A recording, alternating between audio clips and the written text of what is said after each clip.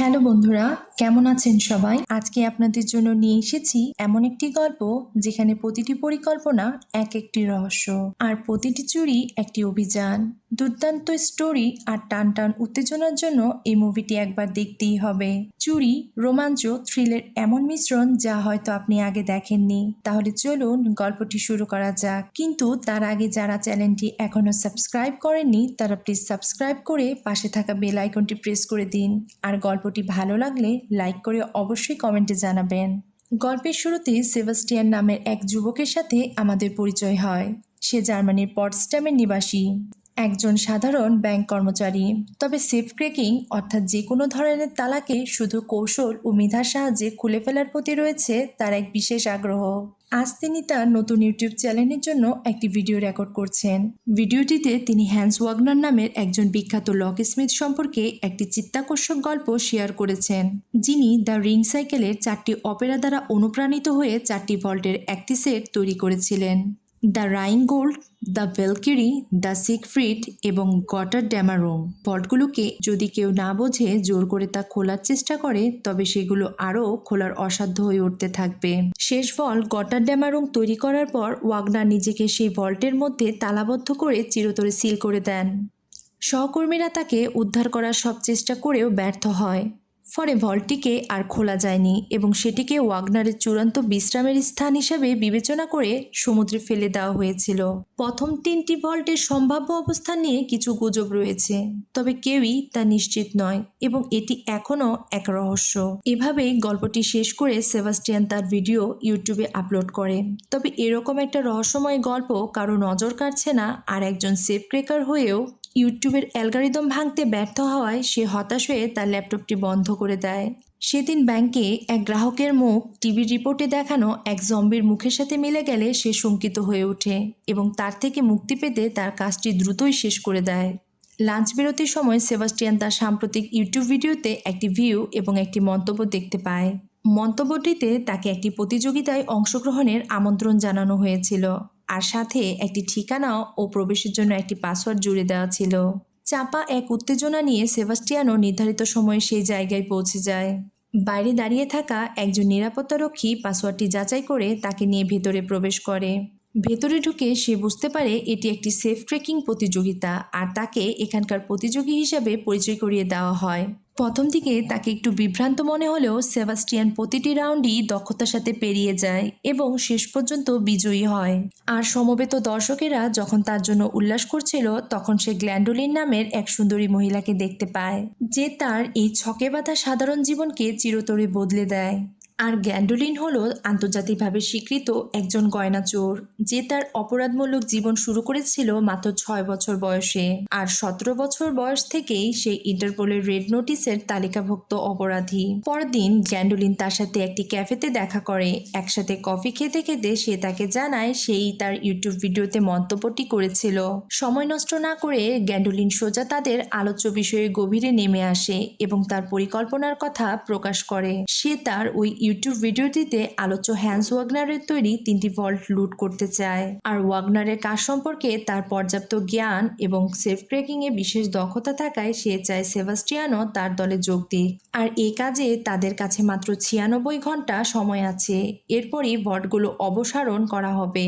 তারপর সে ক্যাফে ছেড়ে চলে যায়, কিন্তু যাওয়ার আগে তাকে একটি বিজনেস কার্ড দিয়ে যায়। রাতে সেবাস্টিয়ান ব্যাপারটা নিয়ে ভাবতে থাকে। একদিকে বিপদ, কিন্তু অন্যদিকে কিংবদন্তি ভল্টগুলোর গুপ্ত রহস্য উন্মোচনের রোমাঞ্চ অনুভব করে। সকালে সে গ্ল্যান্ডোলিনের দেয়া ঠিকানায় পৌঁছে যায়, যেখানে গ্ল্যান্ডোলিন তাকে দলের বাকি সদস্যদের সাথে পরিচয় করিয়ে দেয়। এতে রয়েছে দক্ষ হ্যাকার কোরিনা, দুর্দান্ত গাড়ি চালক রল্ফ এবং লড়াই ও অস্ত্রে পারদর্শী ব্র্যাড কেজ। আর এই হচ্ছে সেবাস্টিয়ান। ভল্ট ভাঙার তাত্ত্বিক জ্ঞানে অসাধারণ হলেও এবারই প্রথমবার বাস্তবে তা প্রয়োগ করবে। তারা দ্রুত কাজে লেগে পড়ে, আর কোরিনা ভল্টগুলো সম্পর্কে জরুরি সব তথ্য বাকিদের শেয়ার করে এবং জানায় যে ভল্ট 3টির মালিক প্লাইটানাকা নামের এক বিলিয়নিয়ার এবং সেগুলো পৃথিবীর বিভিন্ন জায়গায় অবস্থিত। সময় নষ্ট করার সুযোগ না থাকায় তারা প্রাথমিক পরিকল্পনা শেষে প্যারিসে তাদের প্রথম ডাকাতির অভিযান শুরু করে। লক্ষ্য রাইন গোল্ড। পরিকল্পনা অনুযায়ী প্রথমে সেবাস্টিয়ান ব্যাংকে ঢুকে বাথরুমে লুকিয়ে থাকে, আর গ্ল্যান্ডোলিন ঠিক তারপরই চলে আসে।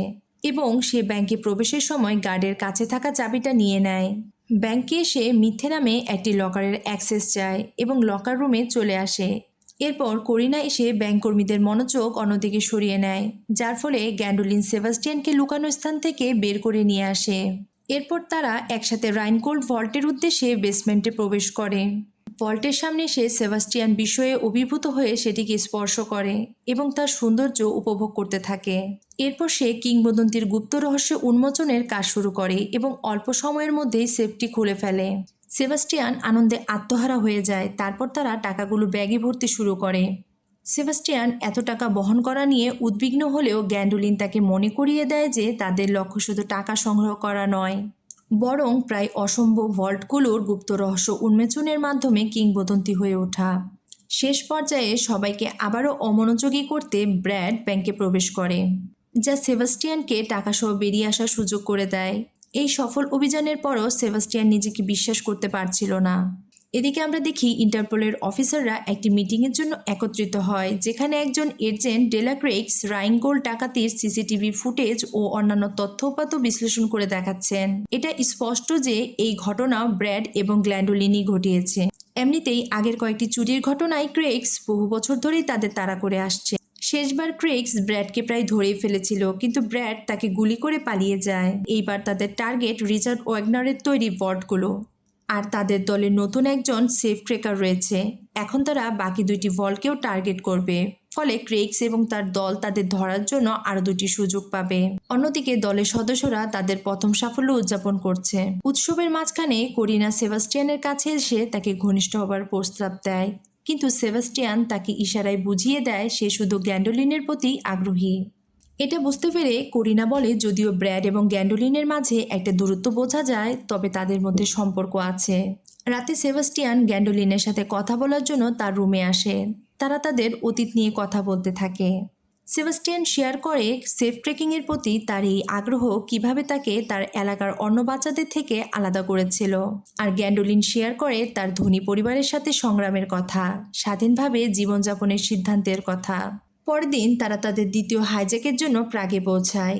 এবারের লক্ষ্য দ্য ভ্যালকিরি, কিন্তু তারা জানত না যে ব্যাংক নিরাপত্তা ব্যবস্থা শক্তিশালী করতে ক্রেক্স ও তার দল ইতিমধ্যেই সেখানে পৌঁছে গেছে। তাদের পরিকল্পনা অনুযায়ী সেবাস্টিয়ান ভুয়া কর্মচারী সেজে ব্যাংকে প্রবেশ করে, আর করিনা ব্যাংক সিস্টেম হ্যাক করে প্রয়োজনীয় নির্দেশনা দিয়ে তাকে সাহায্য করতে থাকে। এদিকে ক্রেক্সও সবকিছু গভীরভাবে পর্যবেক্ষণ করছিল, আর অন্যদিকে ব্যাংকের নিরাপত্তা প্রহরীরা সিসিটিভিতে সেবাস্টিয়ানের গতিবিধির উপর সন্দেহ করতে শুরু করে। ভল্ট রুমের নিরাপত্তারক্ষীরা যখন তাদের প্রশ্ন করতে শুরু করে, তখন গ্ল্যান্ডোলিন দক্ষতার সাথে তার অসাধারণ সব মার্শাল আর্ট মুভ দিয়ে প্রহরীদের পরাজিত করে। এরপর তারা ভল্টের দিকে এগিয়ে যায় এবং খুলে ফেলার প্রস্তুতি নিতে থাকে। অন্যদিকে ক্রেক্স এত সময় পরেও সন্দেহজনক কোনো কিছু না পাওয়ায় কিছুই বুঝে উঠতে পারছিল না। তাই সে ব্যাংকের ভেতরে অনুসন্ধান করার সিদ্ধান্ত নেয় এবং ব্যাংকের ভেতরে প্রবেশ করে। কিন্তু ভল্ট রুমে পৌঁছে সে চমকে যায়, দ্য ভ্যালকিরি তো এখানে নেই। ব্যাংক ম্যানেজার তার কাছে ব্যাখ্যা করে যে দ্য ভ্যালকিরিকে নিরাপত্তার কারণে অন্য ব্যাংকে স্থানান্তর করা হয়েছে। তারা তাদের ভুল বুঝতে পারে এবং তাড়াতাড়ি গাড়িতে উঠে সঠিক গন্তব্যের উদ্দেশ্যে বেরিয়ে যায়। অন্যদিকে ব্যাংক নিরাপত্তা প্রহরীরা সিসিটিভি ফুটেজের অস্বাভাবিকতা দেখে ব্যাংকের নিরাপত্তা ব্যবস্থা সক্রিয় করে দেয়। ফলে করিনা তার সমস্ত নিয়ন্ত্রণ হারিয়ে ফেলে। দলটি বাধ্য হয়ে তাদের প্ল্যান পরিবর্তন করতে। ফলে ব্র্যাড মুখোশধারী ডাকাত সেজে ব্যাংকে প্রবেশ করে এবং প্রহরীদের অচেতন করার জন্য ট্রাঙ্কুইলাইজার ব্যবহার করে। সেবাস্টিয়ান ও গ্ল্যান্ডোলিনকে প্রয়োজনীয় সময় দিতে ব্র্যাড অস্ত্র হাতে ব্যাংকের ভেতরে প্রবেশ করে সবাইকে আতঙ্কিত করতে শুরু করে। হইচই দেখে একজন ব্যাংক প্রহরী জরুরি অ্যালার্মটি বাজিয়ে দেয়। আর এইসব ঘটনার মাঝেই সেবাস্টিয়ান প্রথম দিকের বেশ কয়েকটি ভুল মুভমেন্টের কারণে প্রায় অসম্ভব হয়ে ওঠা দ্য ভ্যালকিরি ভল্টটিও সফলভাবে খুলতে সক্ষম হয়। তবে তার এবারের যাত্রাটা বেশ কঠিন ও সংশয়পূর্ণ ছিল। আর এই সাফল্যে অভিভূত হয়ে সেবাস্টিয়ান ও গ্ল্যান্ডোলিন দুজন দুজনকে শক্ত করে জড়িয়ে ধরে এবং আবেগতাড়িত হয়ে উঠতে থাকে। আর ঠিক এ সময়ই করিনা রেডিও বার্তার মাধ্যমে তাদের অবস্থান জানতে চায় এবং তাদের অবস্থান জানতে পেরে সে ব্র্যাডকে ব্যাংক থেকে বেরিয়ে আসার সংকেত দেয়। ব্র্যাড বেরোনোর চেষ্টা করলে একজন প্রহরী তাকে বাধা দেয় এবং প্রহরীর ছোড়াগুলি তার কাঁধে আঘাত করে। তবুও সে জানালা ভেঙে পালিয়ে রল্ফ এবং করিনার অপেক্ষমান ভ্যানে পৌঁছে যায়। সেবাস্টিয়ান ও গ্ল্যান্ডোলিন ভল্টরুম থেকে বেরিয়ে আতঙ্কিত জনতার সাথে মিশে যায় এবং ব্যাংক থেকে বেরিয়ে আসে।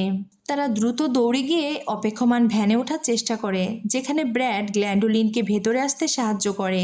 তবে সে কিছু একটা ভেবে সেবাস্টিয়ানকে ধাক্কা দিয়ে বাইরে ফেলে দেয়। তাকে ছেড়ে যায় তাদের খুঁজতে থাকা পুলিশের হাতে। ঠিক তখনই ক্রেইগস এবং তার দল গাড়িসহ সেখানে চলে আসে, আর সেবাস্টিয়ান নিজেকে পুলিশের হাত থেকে বাঁচাতে পালাতে শুরু করে।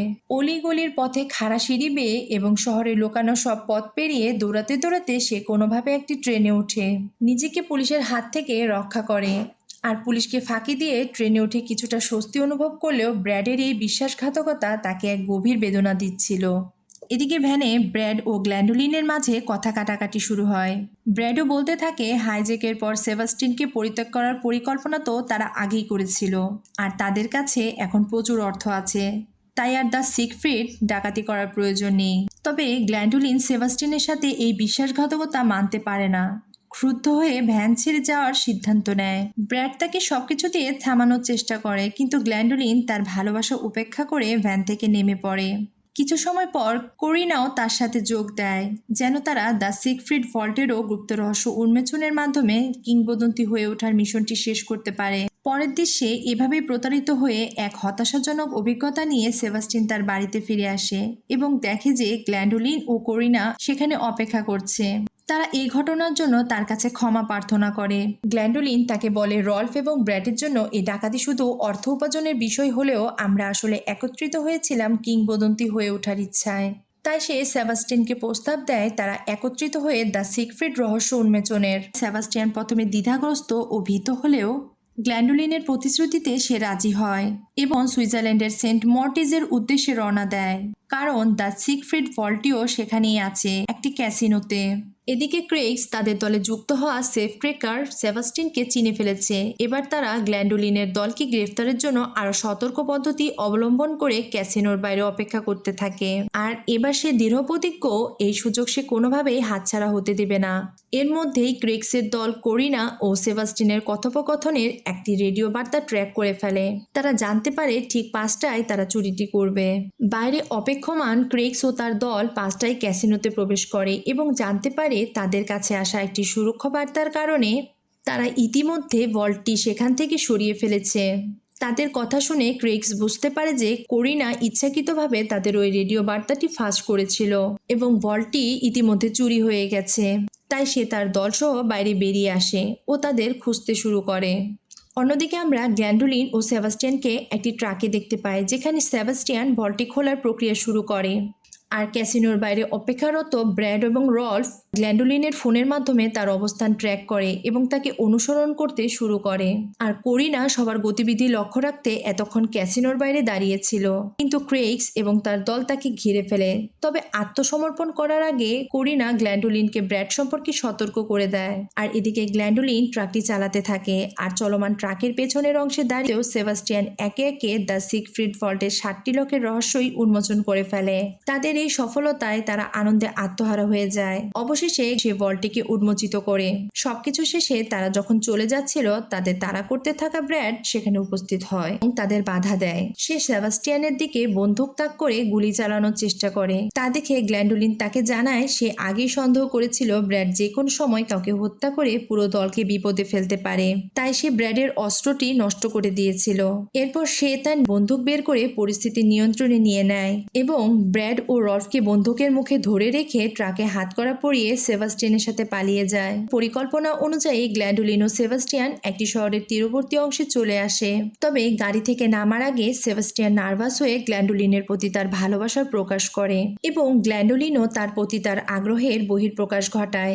এরপর তারা একটি বোটিং ডেকে প্রবেশ করে, আর ঠিক তখনই বন্দুক হাতে ক্রেইগস সেখানে উপস্থিত হয় এবং জানায় সে তাদের গ্রেফতার করতে এসেছে। গ্ল্যান্ডোলিনও তার দিকে বন্দুক তাক করে একটি প্রস্তাব দেয়, একমাত্র সেবাস্টিয়ানকে মুক্ত করে দিলে সে নিজেকে তার কাছে সোপর্দ করবে। ক্রেইগস অনিচ্ছা সত্ত্বেও তাতে সম্মতি দেয়। পুনরায় মিলিত হবার আশ্বাস দিয়ে গ্ল্যান্ডোলিন সেবাস্টিয়ানকে সেখান থেকে চলে যেতে আর তার জন্য অপেক্ষা করতে বলে। আর গ্ল্যান্ডোলিনের সাথে ভবিষ্যতে পুনরায় মিলিত হবার আশায় ভারাক্রান্ত হৃদয়ে সেবাস্টিয়ান নৌকায় উঠে সেখান থেকে প্রস্থান করে। আর এই ছিল আমাদের আজকের গল্প। আবারও দেখা হবে নতুন কোনো রোমাঞ্চে।